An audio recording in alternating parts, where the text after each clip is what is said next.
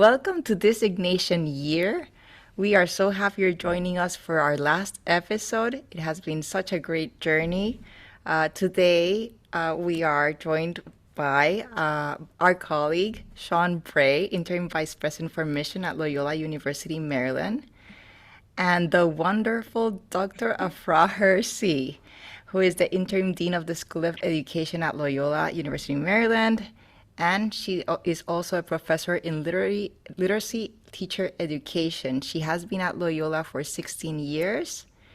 She now has very soon over 30 years of experience in education.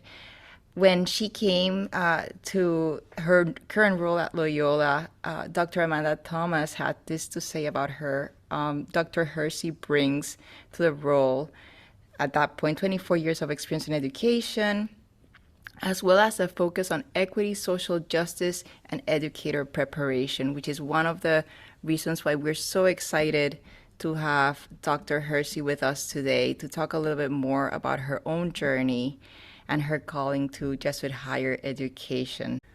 Thank you. Yeah, well, Afra, welcome. It's very exciting to have you here and to have this conversation.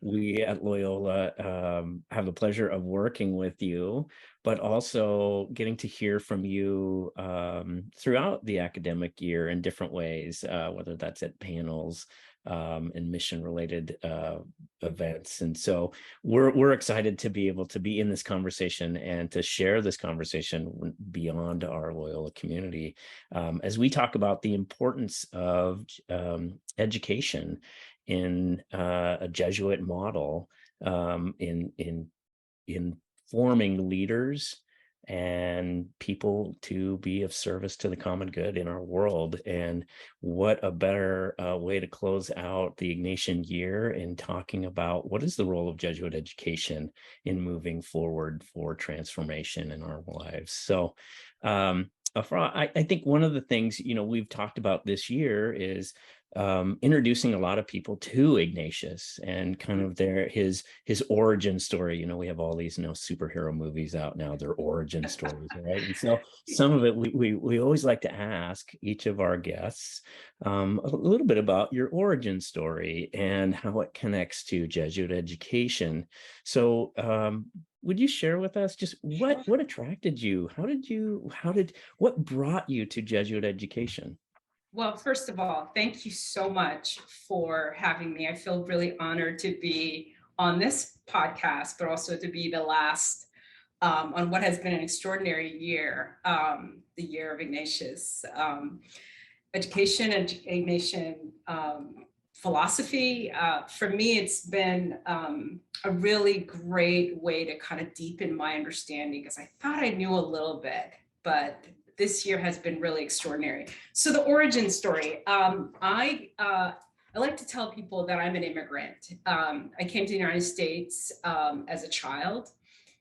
And so everything I learned about America has been through American schools and the communities that our family grew up in. I grew up in Northern Virginia. I was originally from Somalia, from a diplomatic family. My dad was a diplomat. And so when we came here, they walked away from everything. We had to start over.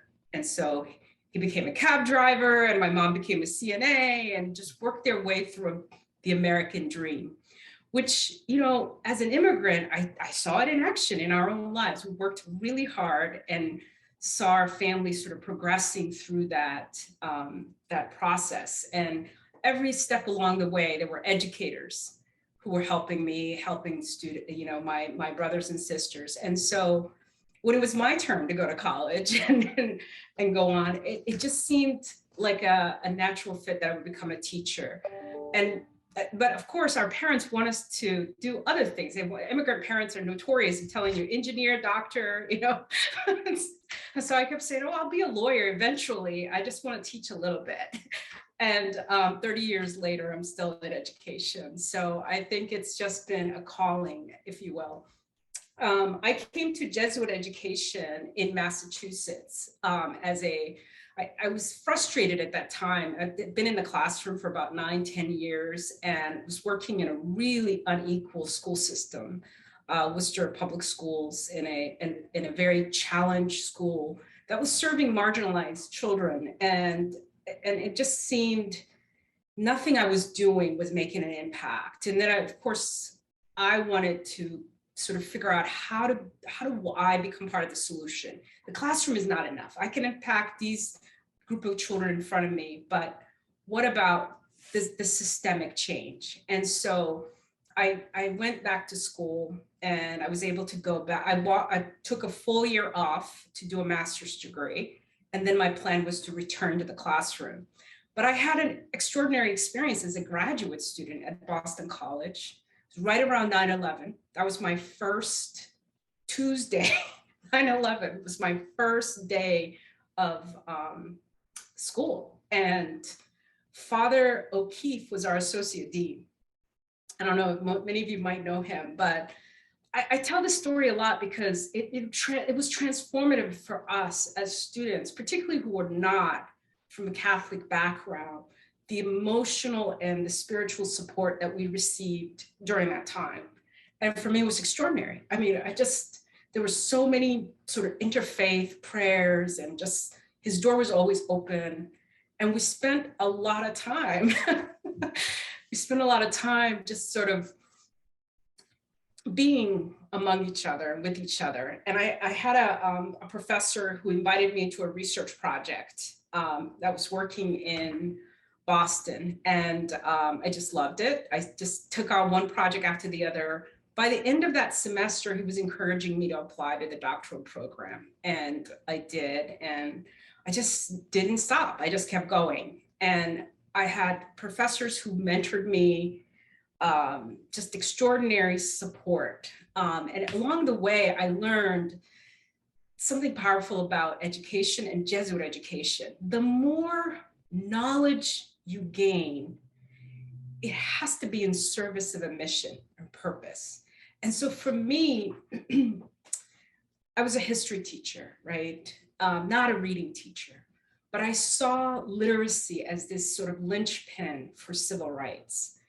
If we give kids access to literacy and numeracy, literacy in particular, we can help transform their experience of the world. And so I became really involved in that. That's what my research was, looking at supporting English language learners. And I felt that my research was making a difference. Working with other teachers was making a difference. So I've been always attracted to Jesuit education. When I was on the market, I applied primarily to Jesuit schools. I didn't even know. There were a couple of state schools that I went to, Research One schools, and I was like, something's not right here.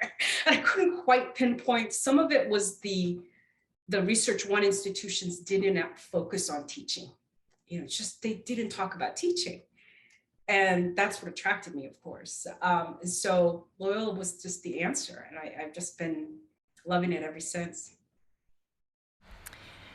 So I always remember that morning of 9/11. Oh, yeah. I mean, it's very hard not to, Even to this day. yeah, very hard not to remember exactly where we were, how everything was. And at that point, I still had not had the experience of being in a Jesuit education environment, which I mean, I can completely see why you say Yeah. that. Yeah. So, you know, terrible, but what a gift that you were able to have that community.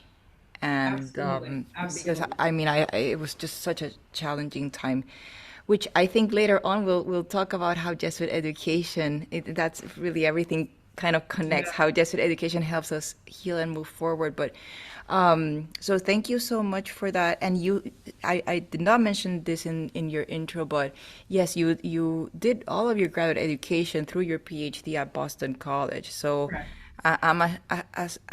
I'm assuming you absorbed a lot of that Jesuit ethos, which, you know, what a gift. What a Yeah, gift to you have. don't really even realize that you're getting it. That's the trick. I Yeah, never took yeah. a course called Jesuit education. You know, I never did that. But I think by living through it, by experiencing it through my courses and my work, um, you are getting that on the ground experience. And I think that's what's really valuable about institutions that are central to mission, because you see it in the students' lives and the teachers' lives, of course.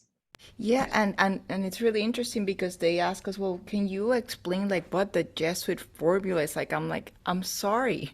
You just have to live it. Like it's something that you need to experience, and it starts slowly and it builds up, and when you're on the other side, you're like, oh my God, what happened to me? I've completely changed. Like there's just no way I can go back to that person. Like some of all those things just like don't appeal to me anymore. My life has changed drastically, and it's like little by little by little, right? So the transformation that you're talking about, and I'd love to get Sean's thought on this, really starts with the way the community is, right? The community is open, and you're open and meeting everyone wherever that person is. And so that's where it starts, building this open community. Great. And I think that's it's a very interesting thing to consider Ignatius, and at what point does he move into this understanding that, I mean, the Jesuits are known for saying that the world is their church, right? And Yeah. that understanding that it's not this idea of we have something that we have to protect, but Mhm. it's really the way that you go out into the world, this idea that God is in all things. And Yeah. so recognizing, I think when we enter into a space that our experience might not be the same as we come together, right? And so how do we Mhm. talk about this? How do we recognize that a student who comes into the classroom, so I don't think I've ever shared this with you, Afra, but I started my undergrad, I was an elementary ed teacher, and I started in kindergarten. Wow. I taught third grade, and then I taught middle school. Uh, Wow. but I think in that work, working with a kindergartner who's drawing, and you ask them a question about what are you drawing? And this is a police, there's a police car, and Mhm. this is a picture of my, the child was telling me, and that this is the police came to my house this weekend and took my Mhm. dad, right? Mhm. And realizing, whoa, this child, and in the same classroom, I have, the child of, a Fortune 500 company, and so there's these different ways of whose experience are we teaching to. Mhm. Am I teaching to my experience? Am I teaching to the experience of the institution? What to the students? How do we as educators meet people? And Mhm. these are all the questions we're going to get into, and I have no Yeah. doubt these are the questions that, what does it mean for students who come to Loyola from whatever background? And they could be students, I know that we have students who come from all different backgrounds, some who, Mhm. like you're talking about, immigrant backgrounds. We have students who maybe this is their first gen, this Yeah. is their first time, they're Yeah. the first one in their family who are going to be educators, or maybe someone who has a long history of educators, and Right. how do we help them to go into, whether that's Baltimore City, if it's returning to their home community in another state, or even as they go and maybe do international work, right? How do we Right. prepare them to meet students where they're at?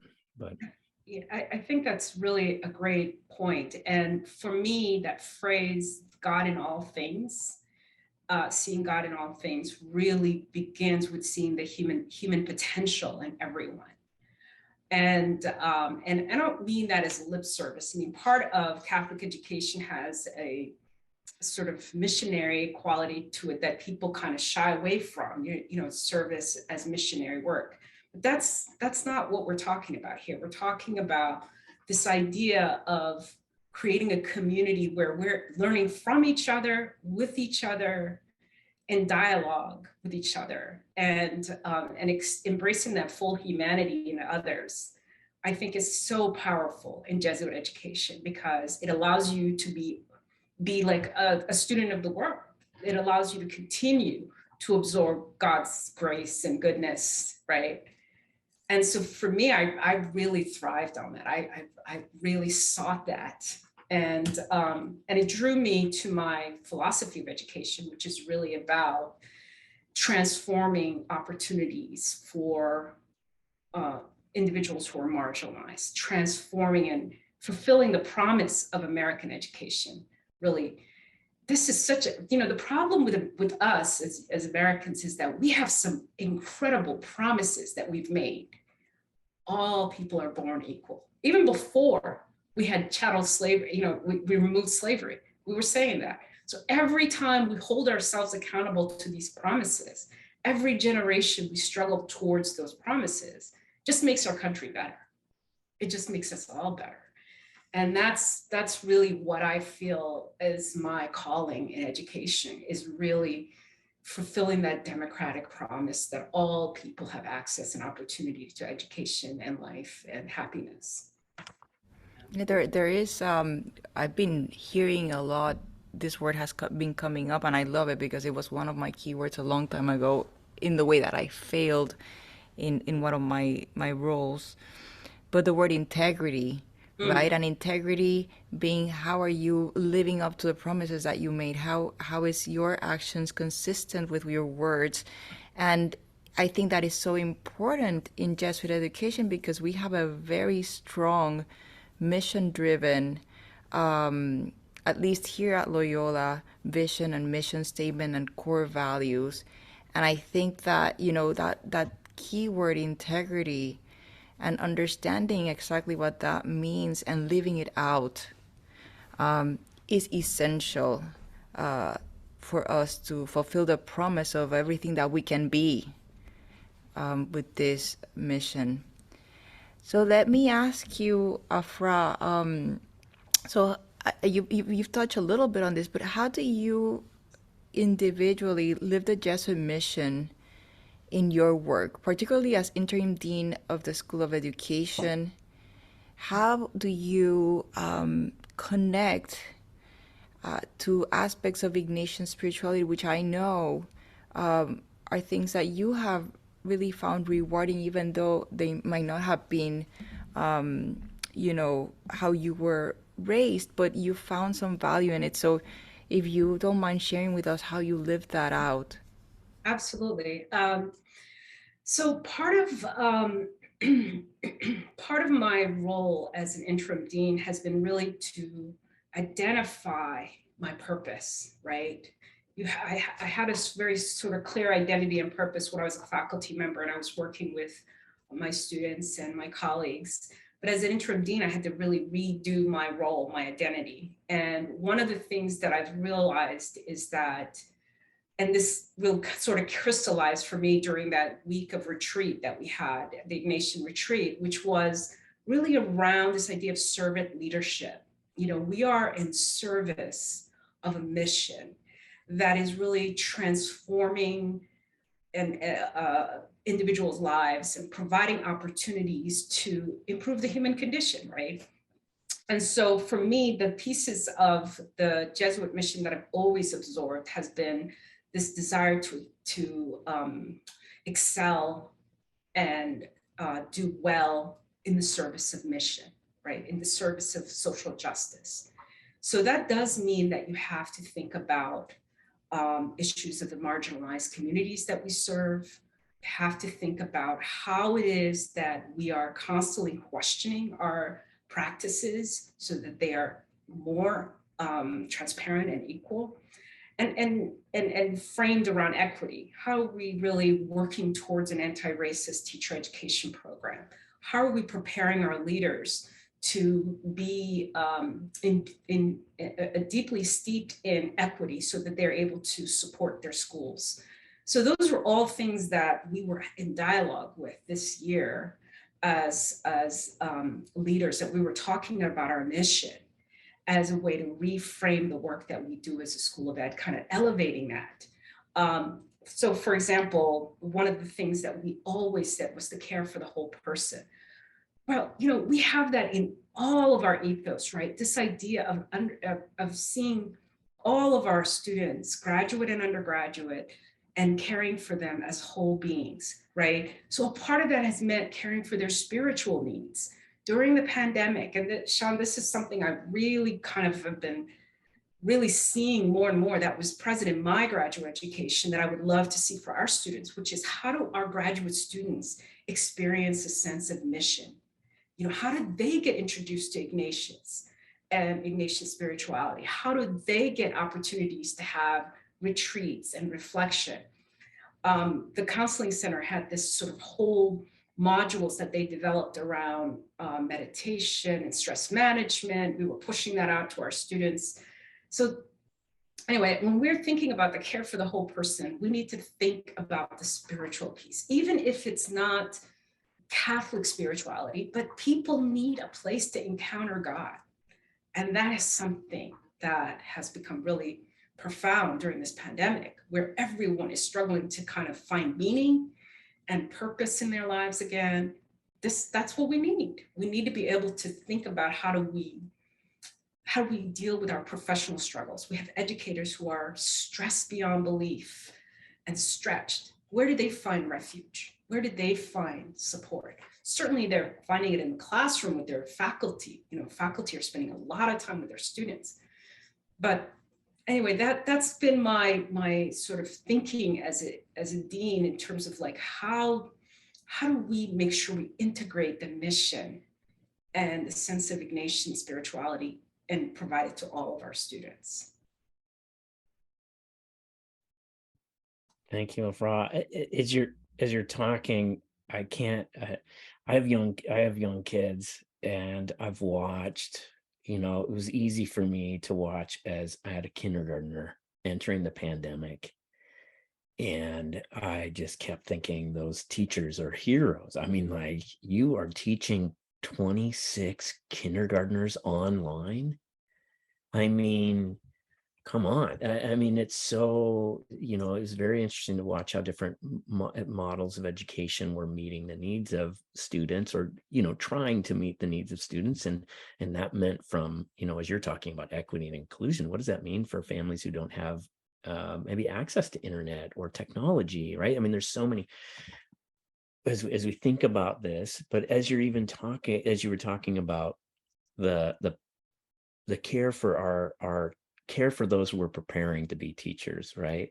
How are we giving them the tools to really care for themselves as a whole person, as they are these great servant leaders in the classroom, making such an impact on all these children's lives? I think there was something I was looking online, and, you know, how many Jesuit schools are there, right? And I was looking at this: 2,300 Jesuit schools, more than 2 million students being educated from all different religions, cultures, social contexts, right? I mean, that's amazing when we think about that impact on a student.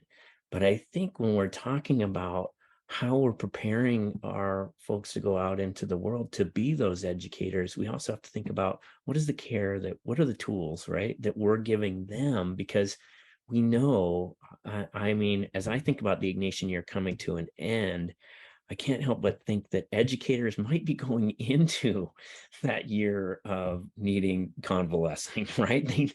They might identify more with, oh my gosh, I feel wounded from all the energy and time that has gone into reimagining constantly the platform for education and meeting students, and then having students come back. And so I think when you think about Jesuit education, when you think about students who are coming to Loyola, what is it that their preparation and formation should be offering them, or does offer them, in a way that's maybe different than another educational Absolutely.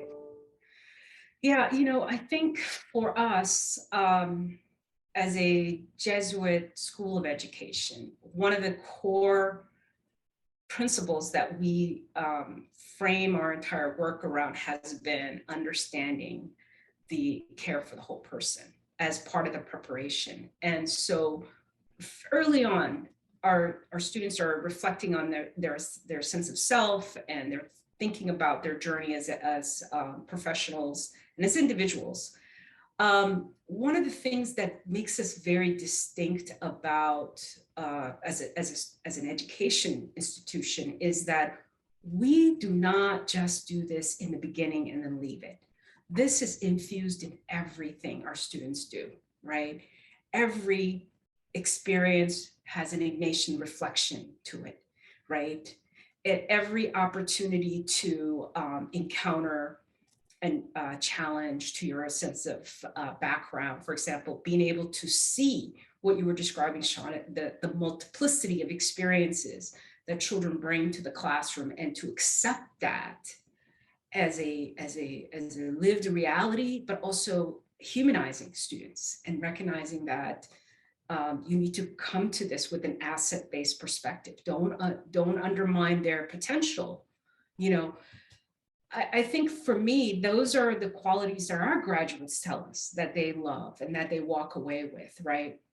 And the other thing is that it's a pretty rigorous program. We are steeped in liberal arts. Even our graduate education has some core liberal arts principles that are infused in it. All of our students take research at the graduate level, for example, and use that as a way to inquire into their practice. That idea of rigor and reflection and being able to have a sense of mission and purpose. Right now, it's in vogue that every school of education is committed to social justice, right? But we actually have 500 years of doing that. I like to say this has been going on a long time in Jesuit schools. So we have some street credibility, if you will, if you really do this right. And that's why I think our work has deepened into anti-racism. And it's no longer about just this rhetoric of multicultural acceptance and, thinking about social justice as doing for others. No, we really are interested in systemic transformational change. And that means looking at our school-university partnerships. It means deepening our work with the York Road. For example, the School of Ed has always been involved in K-12 schools around the city, but it is now being partnered up with the Center for Social Justice and Community Engagement, our Center for Equity, Leadership, and Social Justice, our K-12 partners. When we do collective action with our partners, we're going to see more impact and more change, right? So those are the things that I've been thinking about as making us distinct. And the last thing I will leave it as is our faculty, right? Our faculty, many of them have decades of experience they come to with Loyola, both as educators in the classroom, but also as scholars, practitioner scholars, scholar researchers. And so that experience, the fact that we do not have a ton of per course faculty, we have full-time faculty steeped in our tradition and our mission that are working at this. That's what we're able to create a sense of community, right? There's the same people. There isn't a huge trend. There isn't a huge turnover in the School of Ed. We've kept our core faculty because they love it here. I've been here for 15, 16 years. People come to Loyola and they stay. And I think it's partly because of the sense of purpose that's in our work, right? When we have seen people leave, it's usually has been that we have missed an opportunity to engage their greater work. And there may have been their time to go elsewhere. Yeah. Afra, so much of what you've said is making me think of, the universal apostolic preferences of the Society of Jesus, of which the third one, of course, is journeying with youth. But in your work, you have a different challenge, right? With the pandemic, we've heard about the Great Resignation and how much melt there has been in young teachers who are like, you know what, I've seen what happens. This is not for me. And so one of the big challenges, the big questions is how do we journey with them towards a hope-filled future. So seeing how challenging teaching can be at this level. And I think that connects to the question that Sean had prepared. So I'll just go ahead and offer that, Sean, but maybe there's a connection there of how does teacher preparation and formation at a Jesuit institution differ from other educational models. And I think hope is, maybe a part of it, the way that we talk about hope. So I think that those two might be connected, but how do you maintain hope among these young students? Well, I think our students are the ones teaching us that sense of hope, right? As challenging as the profession is right now, where we're going into our third year of pandemic impact, where educators are really experiencing tremendous stress, and of course the teacher shortages. One of the things that we're finding out is really it's not the newer teachers who are leaving the profession, it's the more veteran teachers, the mid-level, mid-career teachers. And that change, I think, is in part due to the expected sort of shift in populations, but also the stress that was going on in those middle years and people not having support. Our educators really have been elevated as heroes, as Sean has been talking about. But the problem is that we have not been able to resource our schools in a way that sort of shows that sense of regard that we have for educators. So where do I get my sense of hope? It's really these new teachers who are saying, yes, I want to be in the classroom, I'm ready. We had a full-time MAT cohort this summer. Half of them took jobs as conditionally certified teachers because there's a critical shortage of teachers. So they're going to switch from full-time to part-time in order to work in the classroom as teachers of record, because they were saying, put me in, I'm ready. With the right support, I'll be ready to meet the challenge. The key for us is to recognize these teachers need support, to walk with them in their classroom and make sure that they have our care that we provide to our Loyola graduates in our induction years. We support our graduates 2 years into the profession. Many of them around the country will be calling clinical faculty, getting mentorship and support. That to me is really powerful because they are still raising their hand and saying, I want to be a teacher. I want to be in the classroom. I want to do this. The other piece that I think people have really got to see is that our kids are giving us a sense of hope. If you look at our children and see the joy they have when school is back and they want to meet their teachers, that's really where I believe the sense of joy comes from. We're planning right now a whole series of welcome back sort of celebrations for our partner schools, just gifts to the teachers and to the students saying welcome back, sort of celebrating them, because that sense of joy has to stay as part of the whole community, right? As a school of ed, we need to be thinking about the children our educators serve. And when we think about them, we can't just graduate the students off and then say you're on your own. You're going to be part of this Loyola Greyhound experience where you come back for grad school or you're part of the alumni network. So I do have a sense of hope. And I think for me, there's a fight. There's a reason to do this.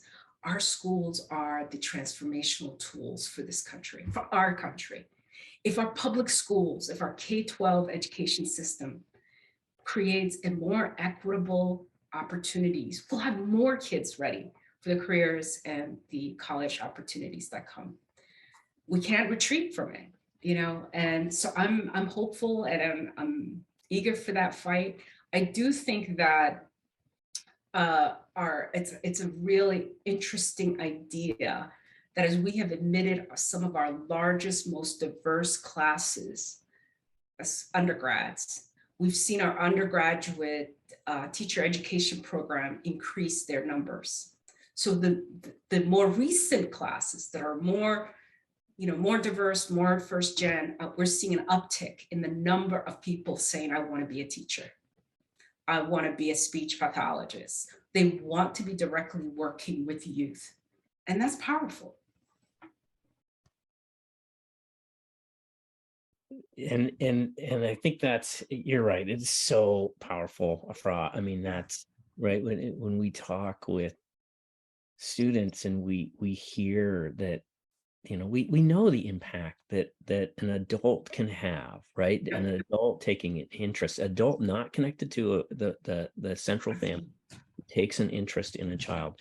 And we know that, right? There are these, I have this great circle of educators who are all around me, and I know, I hear the impact. I also know that as a teacher, who's, all those students that I taught way back when are now adults. And it's funny to have social media where someone reaches out now and they share a funny memory, right? Or something, just this moment of saying, hey, I don't know if you remember this, but there's this moment, right? And so there's this great opportunity for our teachers. And I think so many of our teachers, and especially the students who come to a Jesuit school, really have a sense of vocation.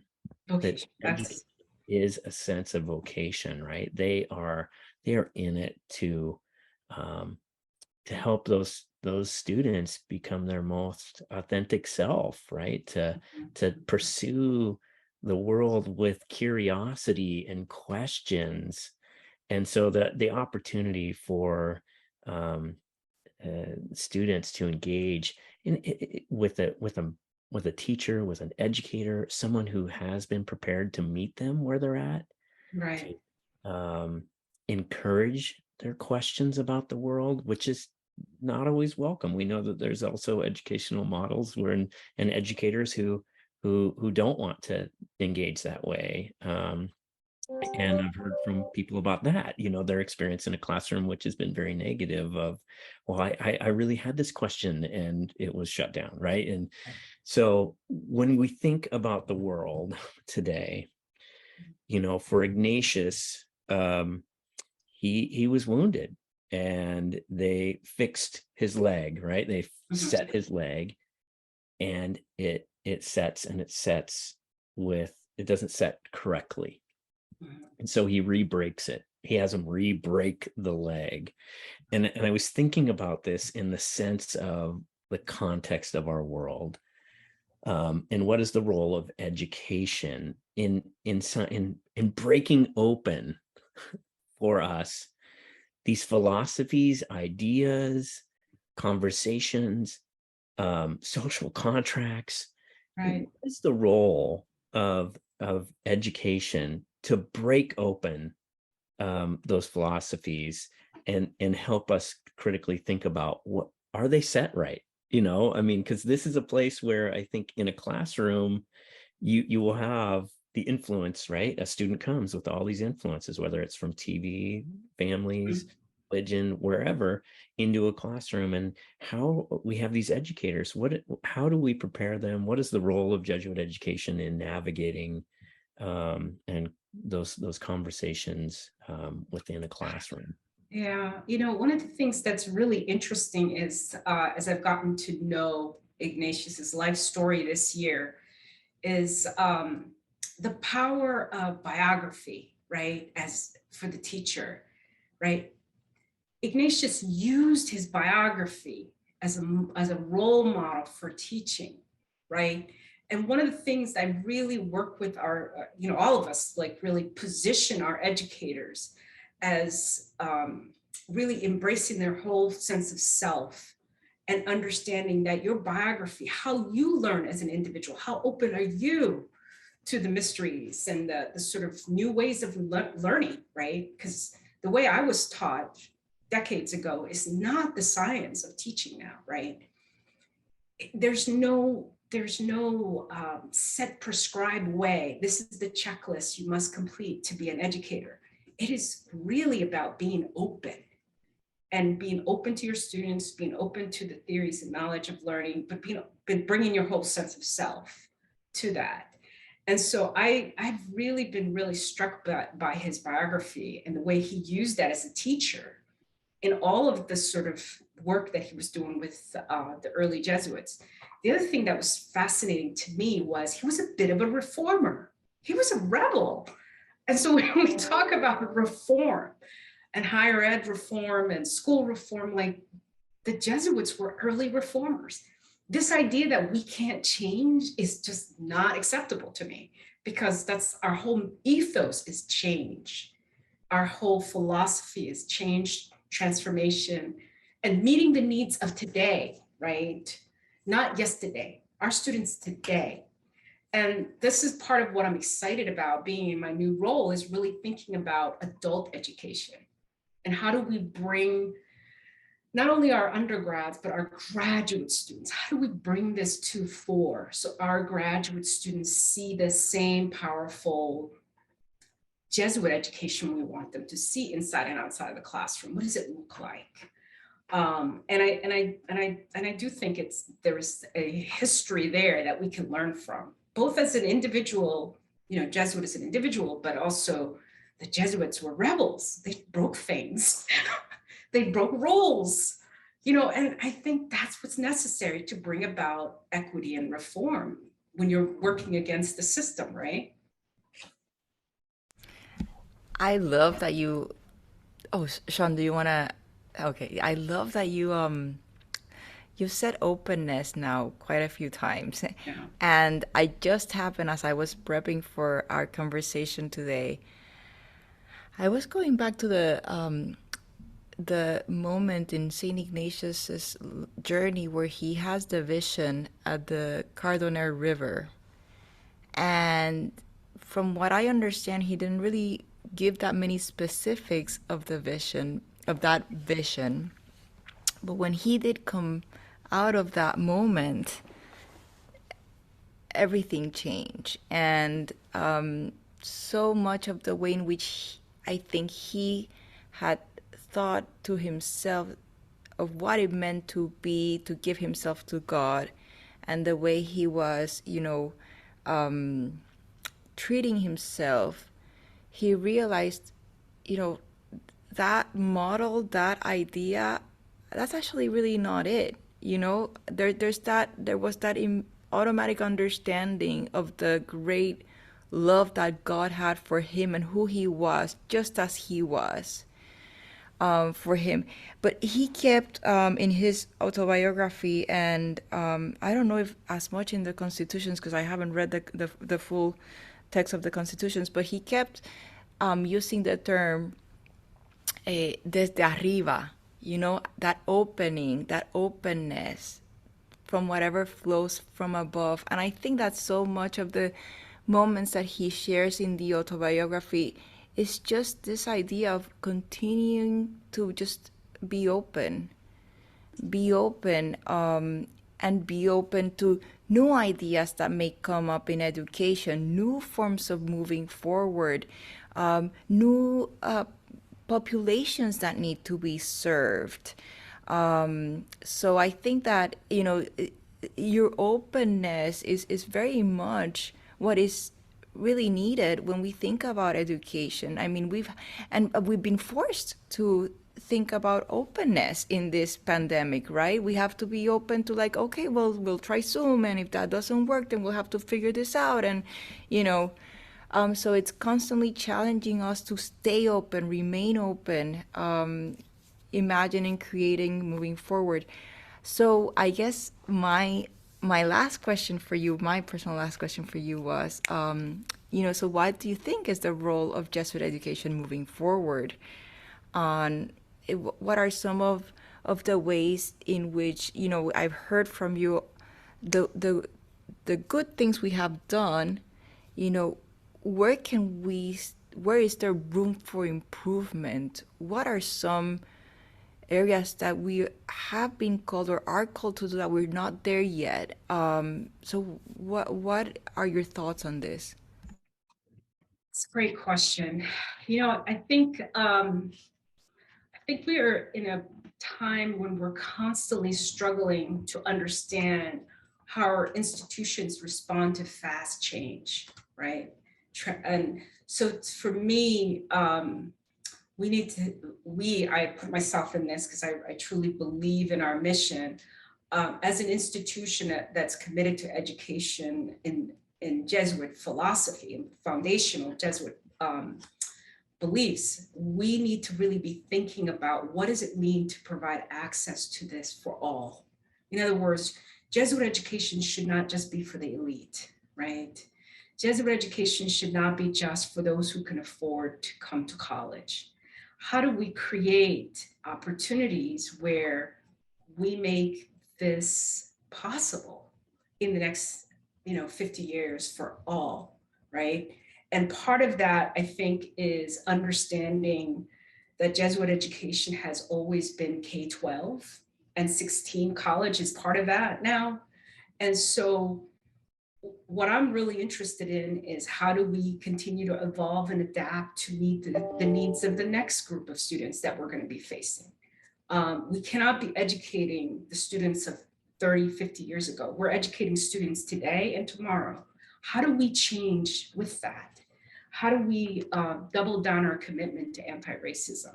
How do we expand our commitment to for the care of the whole, for the care of our common whole, right? What does it mean to have students graduated from a Jesuit institution in terms of their commitment to the civic good, whatever that sort of collective good is? We don't have to agree politically, but there's got to be some kind of a commitment to improving the human condition. That's part of our ethos, right? So those are the things that I'm thinking about. As an institution in a school of ed, our work has got to be centered around how do we continue to prepare educators who are committed to transformative education in ways that really embody all of that, right? How do we take that forward? One of the things that I got as a newest member of the board was the green and gray prayer book. I have it right next to my desk. And, periodically I'm just like amazed at what's in here. There's so many ideas in here, but there is this one prayer that I think about a lot. It's from, it's a benediction from St. Francis. And the first line is, may God bless you with discomfort, right? I hope it's about anti-racism. I can read the rest of it. May God bless you with discomfort. At ease, answers half-truths and superficial relationships so that you may live deep within your heart. So we have to really think about how do we get troubled by the world and continue to make efforts to improve our work and our society. And that's what I'm hoping I'm hoping that Loyola will be part of that for the next 500 years. Loyola that is also more involved, more anchored in Baltimore, so that we're not apart from Baltimore. We've gotten so much better in the 15 years I've been here, 16 years I've been here, but with so much more work to do in that area. What a great way to kind of, to sum up our conversation here with this prayer, Afra. I mean, the idea that our education, should leave us with some discomfort around, thinking and what we're feeling, right? I mean, those aren't the things we should shy away from. Those are the things that we should wrestle with, right? And how does our education prepare us? How are these educators that we're sending into the world, basically act, in Ignatian spirituality? Ignatius calls for someone the person going through the exercises to seek out someone with more experience and more maturity, right? And so our educators are these directors of education, in a sense, of leading students. And as we go through that, there was a Catholic worker, I think it's the Appalachian Catholic worker. They had a sign on the wall that said something like that. a very comfortable place to be uncomfortable, right? And I think how do we do that? And you've this conversation could go on for episodes. I think we continue to find this out as we have these conversations, as we talk about what is equity, what is the role of equity involved in educational systems, and how are students coming into this. I also think we could have a whole conversation about the presupposition and education, and the fact of what does it mean for a student to know that their self-worth, right? To have self-esteem, to know that they are loved and coming into that classroom, right? These are all things that our educators address in helping to meet the needs, whether it's an emotional, spiritual, physical need, as they come in to their classroom. So this has been exciting, and I'm grateful that you ended us with this prayer, a great prayer for educators. And thank you for the work that you're doing here at Loyola, with our faculty, uplifting and empowering all these tremendous faculty in the School of Education, and the work you're doing in connecting our university and our resources within the city of Baltimore. This is really fantastic. So I just want to say thank you so much for your work. Thank you for this conversation and helping us wrap up the Ignatian Year and thinking about the ways that we all are educators of this Jesuit model and meeting in the needs of the world around us. So thank you. Wow. I can't thank you all enough. What a great opportunity to reflect on this. And I just enjoyed the conversation so much, because I think this is really what is amazing about our community, is that we can be engaged in this kind of meaningful dialogue. I'm grateful. I mean, that is, if there's anything I've learned about Ignatian spirituality, is you start with gratitude, right? And you look forward with hope. And I have to say that these conversations with our amazing colleagues, I am so grateful for each of these conversations. I have come away learning so much and feeling so inspired. And as this year wraps up, I can easily look forward to the next year with hope. And it's because I've been listening and in dialogue, and hearing people talk about their passion and where their most authentic self meets the need here at Loyola. We've heard the stories of people of how they've arrived in Jesuit education and the ways that they tirelessly work to animate that mission in all aspects of the university. So that I'm feeling great. I want to thank you all. I mean, I cannot tell you how wonderful it's been to be engaged this entire year with the opportunities to reflect on our Ignatian heritage and our traditions. And I remember that women's panel we were on together, and Sean, you organized that. And you're right. Once you begin that dialogue with others, you get to know them in a very different way. You form these sort of intimate friendships and colleague relationships that really help you create a sense of community. We're very blessed to have a place like Loyola where all that is welcomed, right? That's kind of how we do business, is we invite the whole person in. So thank you again. This has been extraordinary. Thank you so much. All right, that's a wrap. Great.